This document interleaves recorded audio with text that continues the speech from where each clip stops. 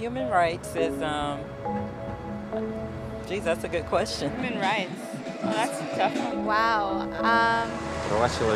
I don't even know how to give that a definition. I would probably have to do a little bit of homework or something. Yeah, any right that I think just as a normal, human, The rights that humans have.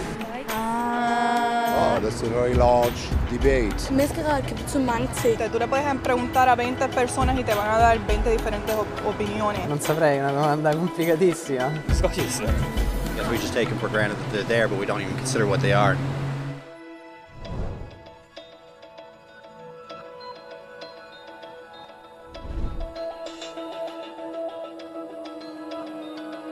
Human rights are the rights you have simply because you're human.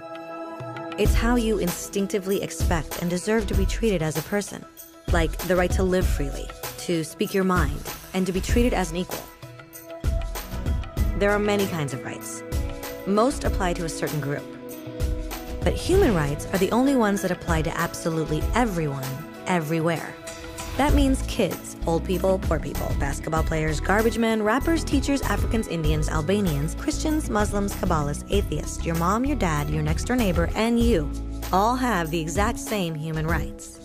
In other words, they're universal. But the question remains, what are they? Name the human rights? What the human rights are? The right to live. Equality between all peoples. Right to religion, the right to... Is there supposed to be a list somewhere I should be aware of?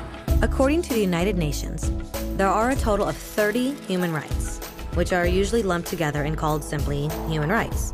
They're all listed out in the Universal Declaration of Human Rights, which is the world's most widely accepted document on the subject.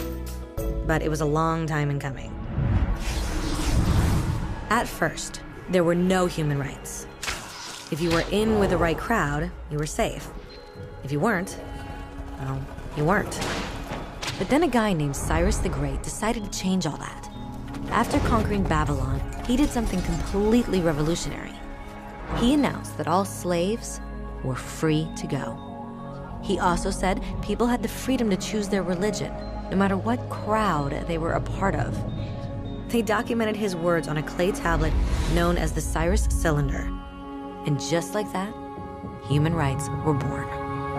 The idea spread quickly to Greece, to India, and eventually to Rome.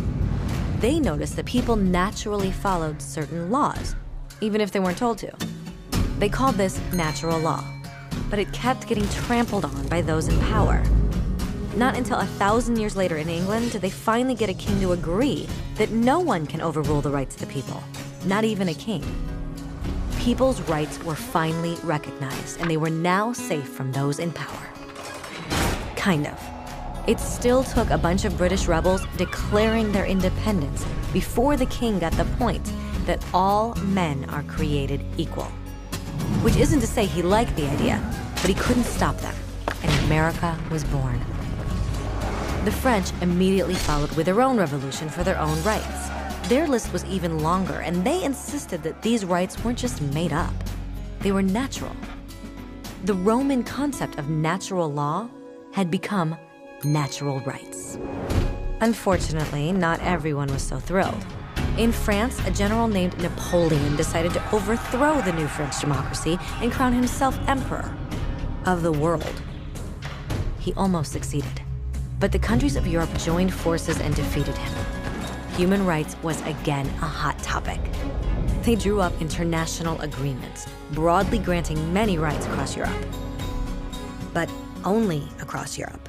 The rest of the world somehow still didn't qualify. Instead, they got invaded, conquered, and consumed by Europe's massive empires. But then a young lawyer from India decided enough was enough. His name was Mahatma Gandhi. And in the face of violence, he insisted that all people of Earth had rights, not just in Europe. Eventually, even Europeans started to agree. But it wasn't going to be that easy. 2 world wars erupted. Hitler exterminated half the Jewish population of Earth in horrifying Nazi death camps. And all told, 90 million people died. Never had human rights been so terrifyingly close to extinction. and never had the world been more desperate for change. So the countries of Earth banded together and formed the United Nations. Their basic purpose was to reaffirm faith in fundamental human rights, in the dignity and worth of the human person. But what were human rights? Were they the proclamations of Cyrus, the natural laws of Rome, the declarations of France? Everyone seemed to have a slightly different idea of what human rights should be. But under the supervision of Eleanor Roosevelt, they finally agreed on a set of rights that applied to absolutely everyone. The Universal Declaration of Human Rights. The French concept of natural rights had finally become human rights. So, in summary, at first, only a few lucky people had any rights, until one of those guys decided, hey, other people should have some rights too, which was great, except not everyone agreed. And it only took a few thousand years of fighting and declarations and more fighting until everyone finally agreed that human rights should apply to everyone. And they all lived happily ever after. Except for one little problem. If people have the right to food and shelter, why are 16,000 children dying of starvation every day? 1 every 5 seconds. If people have freedom of speech, why are thousands in prison for speaking their minds? If people have the right to education, why are over 1 billion adults unable to read? If slavery has truly been abolished, why are 27 million people still enslaved today? More than twice as many as in 1800. The fact is, when it was signed, the Universal Declaration of Human Rights did not have the force of law. It was optional.